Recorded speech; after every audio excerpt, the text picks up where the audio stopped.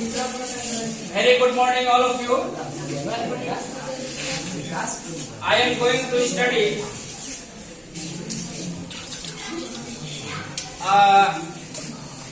new chapter, the necklace of your supplementary book, Footprints Without Feet, written by Gady Maupassant, a French writer. It's a very famous story of a middle class family. This story is based on middle class family. The chief characters of this story is Matilda, Mr. Loisel, Madame Forestier.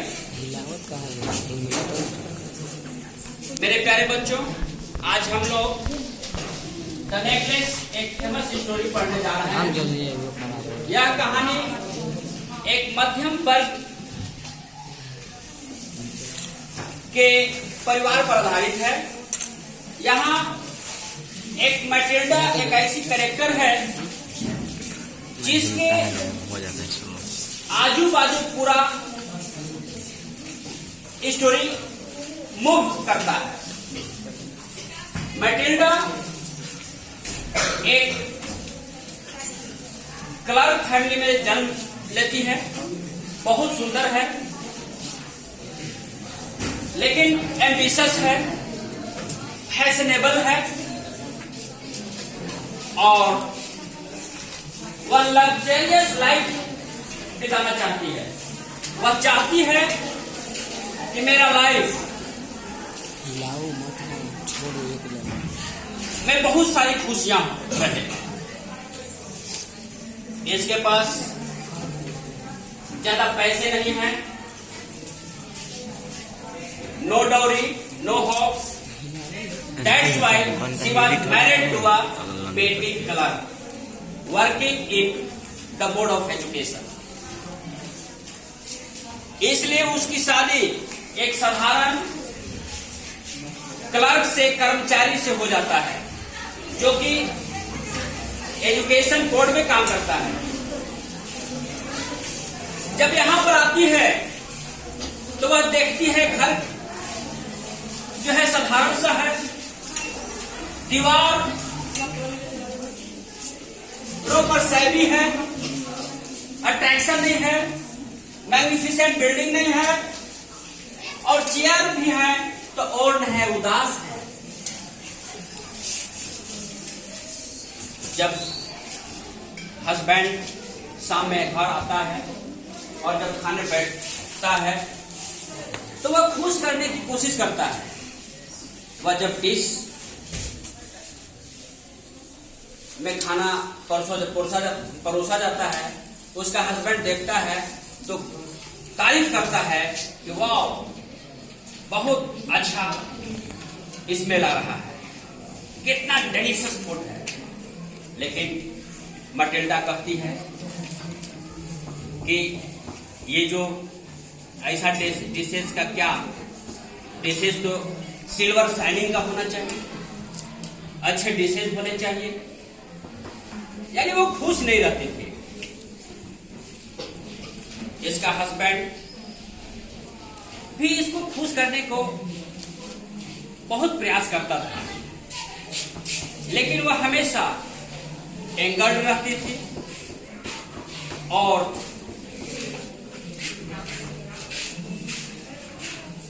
उदास रहती थी।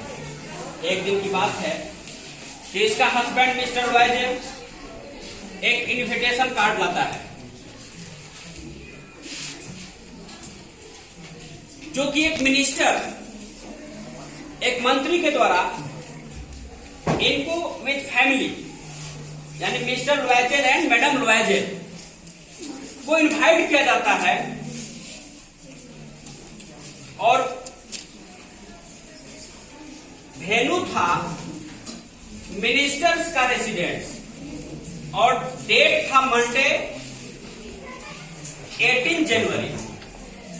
18 जनवरी के शाम सोमवार को minister के यहाँ एक बॉल पार्टी का ऑर्गेनाइजेशन था।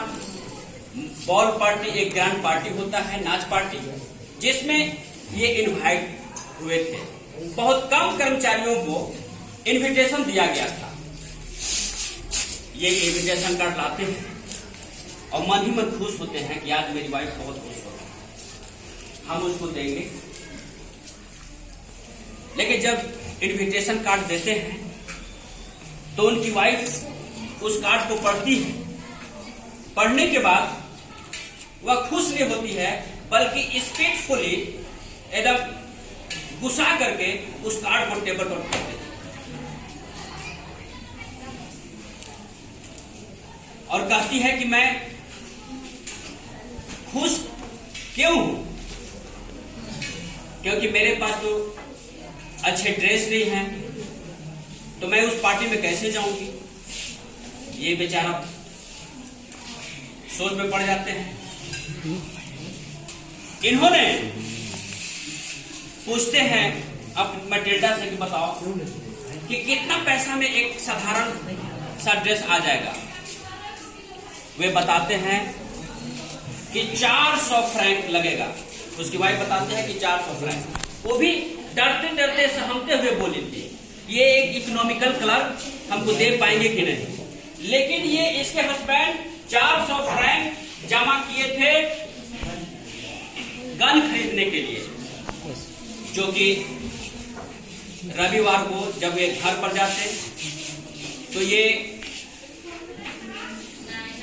ये शूटिंग करते, शिकार करते पक्षियों का। गन खरीदने के लिए ये जो है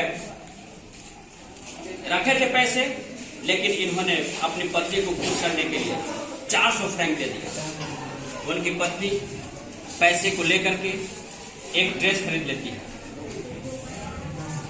अब ग्रैंड पार्टी का समय आने वाला था।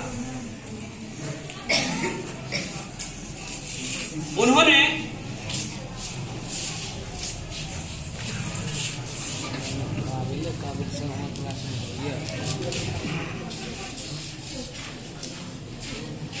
अपनी पत्नी से कि बिहेव को स्ट्रेंजली देखा कि वह अजीब सा बर्ताव कर रही है। उसको तो खुश होना चाहिए कि हमको ग्रैंड पार्टी में शामिल होना है। उन्होंने अपनी पत्नी से पूछा कि तुम तो 3 दिन से अजब सा बिहेव कर रही हो, तुमको तो खुश होना चाहिए, तुमको तो पार्टी में अटेंड करना है। वह कहती है कि मैं उस पार्टी में नहीं जाऊंगी, क्योंकि मेरे पास तो ज्वेल्स नहीं है, कोई ज्वेलरी नहीं है, कोई ऑर्नामेंट्स नहीं है, और मैं अपने आप को वहां पर नीचा दिखाने नहीं जाऊंगी।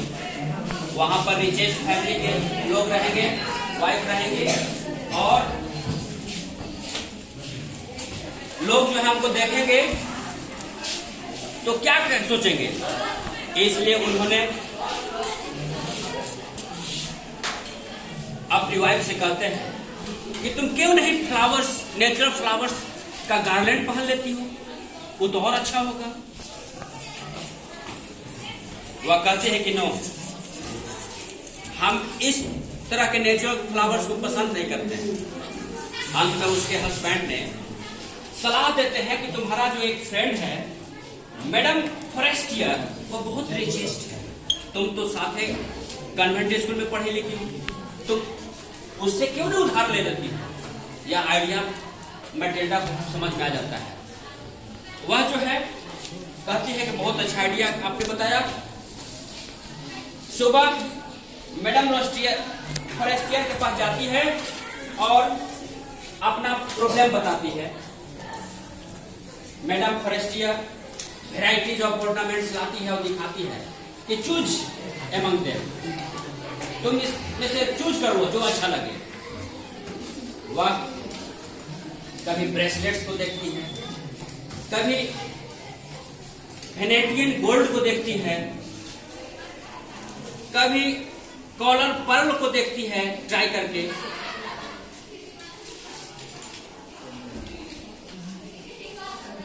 फिर और उसमें पूछती है कि और है क्या, अंत में वह एक ब्लैक सैटिन में एक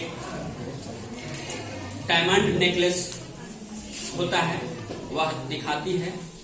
वह जो है अपने आप को वियर करती है और शीशा में देखती है और उसी को पसंद करती है और कहती है कि यह डायमंड नेकलेस जो है हमको दे दो। उसके फ्रेंड कहती है कि ले जाओ। अब वह लेकर के आती है और पार्टी के दिन पहन कर सज धज कर जाती है। उस दिन इस पार्टी में सेंटर ऑफ अट्रैक्शन बन जाती है, बहुत खूबसूरत दिखती है।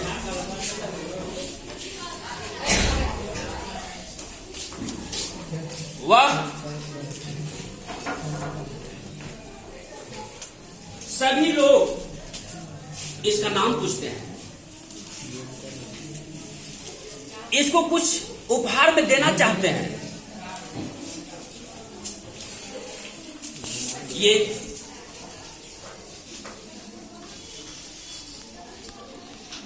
उन लोगों के बीच बहुत एंथुजियास्टिक है, स्माइलिंग फेस है और डांस करती है।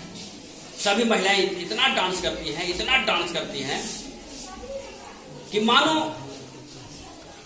वे लोग इंटॉक्सिकेटेड हो गए, नशे में हो गए हो। इंटॉक्सिकली दे डांस विथ प्लेजर। 4 बज जाता है।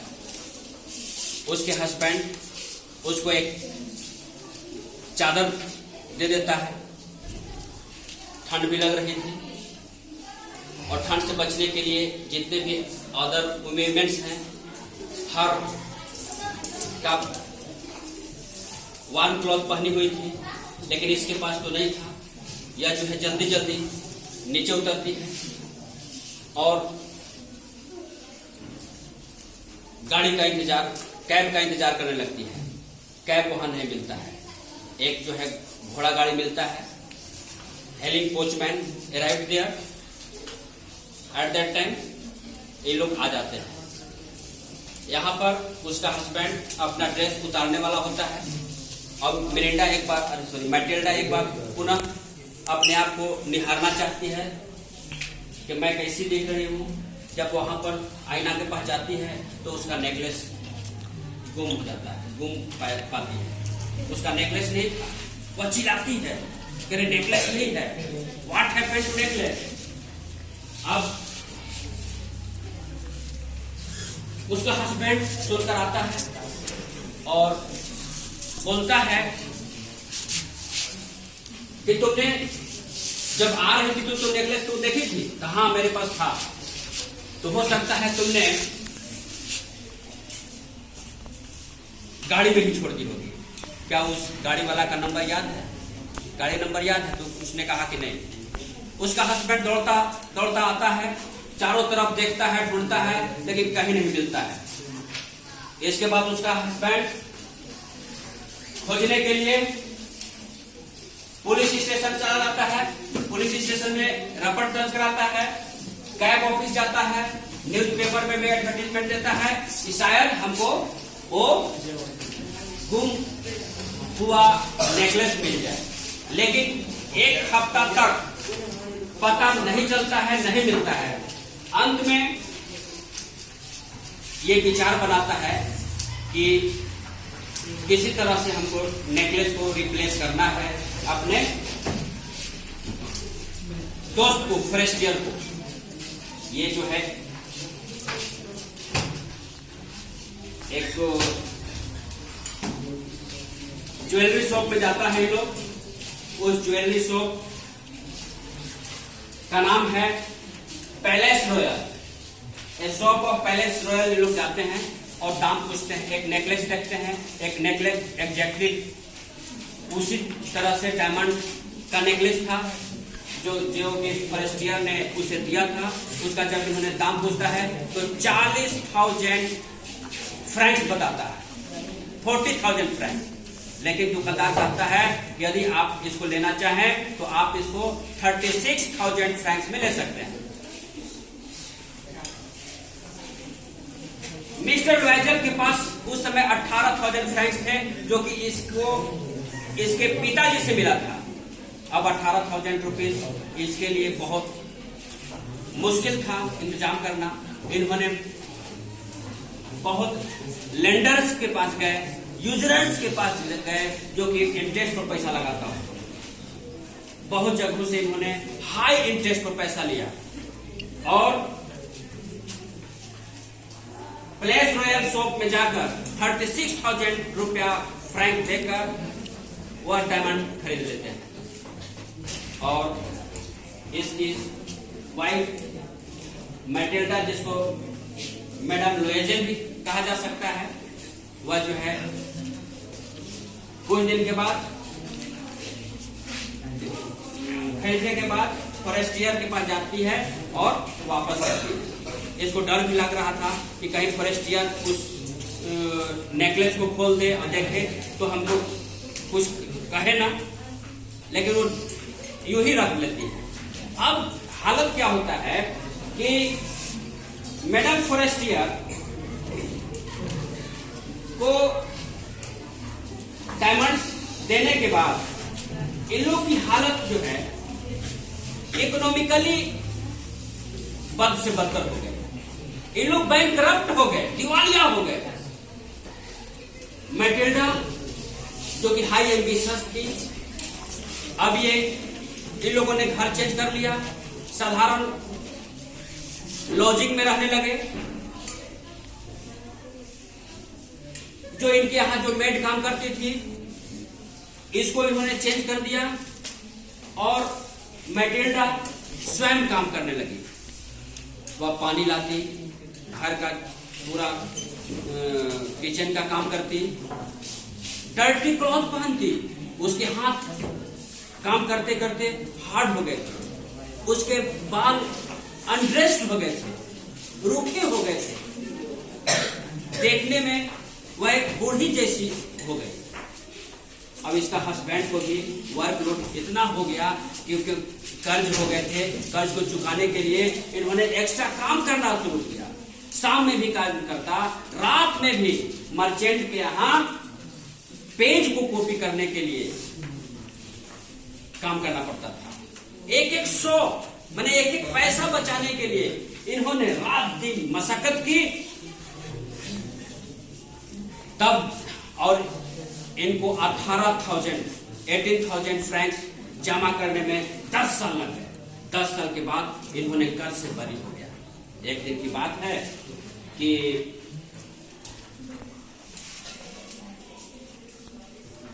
चैन एलिसिस एक जगह है जहां पर मिसेज लुआइजे जो कि मैटिल्डा है, वह जो है घूमने आती है। काम करते करते तंग आ गई थी तो एक बार अपने आप को रिफ्रेश करने के लिए घूम रही थी तो अचानक इसकी सहेली मैडम फॉरेस्टियर से मुलाकात होती है। इसकी या तो पहचान लेती है और कहती है कि हेलो,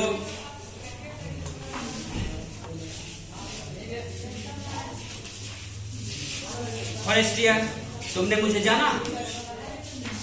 मैडम फॉरेस्टियर देखती है कि कौन एक बूढ़ी औरत है, कहा कि हम तो तुम्हें नहीं पहचाने। फिर वो अपना नाम बताती है, अरे हम तो साथ में पढ़े लिखे थे, तुम नहीं पहचान रही हो, मैं मैटिल्डा हूँ। ओ मैटिल्डा। इसके बाद वह जो है गले मिलती है और कहती है, अरे तुम अपना सूरत कैसे बना ली, तुम अजब सी दिख रही है। तब वो कहानी कहती है कि जो मेरी हालत हुई है जिसका जिम्मेवार तुम ही हो। तुमको याद है कुछ दिन पहले मैं तुमसे एक नेकलेस लिया था, वह नेकलेस मैं भुलवा दिया था। और जानते हो उस नेकलेस लेने के लिए हम लोग को कर्ज लेना पड़ा और 36,000 रुपए में नेकलेस लिए, जिसका कर्ज हमको चुकाने में बहुत परिश्रम करना पड़ा। जो मुझे हालत देख रही है उसने कही, अरे पगली, वह तो मेरा एक फॉल्स गोल्ड था, फॉल्स नेकलेस था, वो रियल में डायमंड का नहीं था, वह तो मात्र हमारे 500 फ्रैंक से। इस प्रकार से यह कहानी एंड होता है। Thank you.